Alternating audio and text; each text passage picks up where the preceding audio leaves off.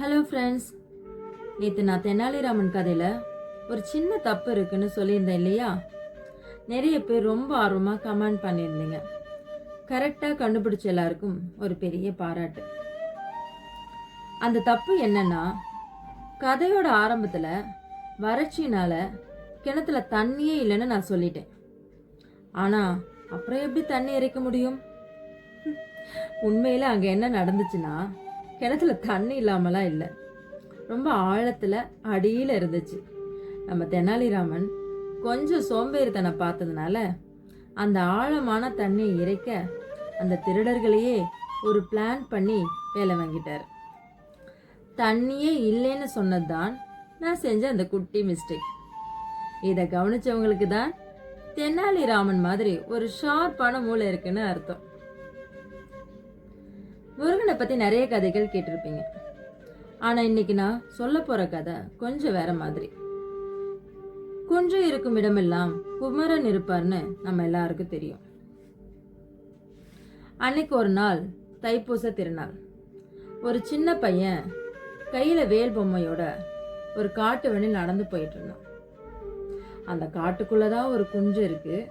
அந்த குன்றின் மேலதான் குமரனும் இருக்கிறாரு. அவன் அந்த காட்டு வழியை நடந்து போய் அந்த மலைக்கு அடிவாரத்தில் வந்ததும் இருட்டாயிடுச்சு. அவனுக்கு மலை மேலே ஏறுறதுக்கு பயம்.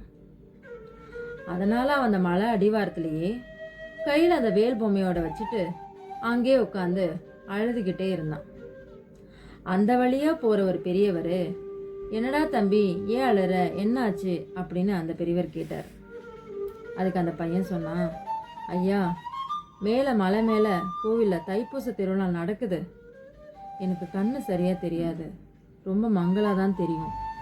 நான் எப்படி இவ்வளோ பெரிய மலை மேலே ஏறி போய் அந்த முருகரை பார்ப்பேன்னு எனக்கு தெரியல, எனக்கு பயமாக இருக்குது அப்படின்னு ஒரு கனத்த குரலோட அந்த பெரியவர்கிட்ட அவன் சொன்னான். அதுக்கு அந்த பெரியவர் சிரிச்சுக்கிட்டே சொல்கிறாரு, தம்பி, அந்த முருகன் கிட்ட இருக்கிற வேல் எதுக்கு தெரியுமா? வெளிச்சம் கொடுக்கத்தான். நீ பயப்படாம நட, உன் கையில் இருக்கும் வேல் உனக்கு வழிகாட்டும் அப்படின்னு அந்த பெரியவர் சொன்னார். இருந்தாலும் அந்த பையன் தயக்கத்தோடு நடக்க ஆரம்பிச்சான்.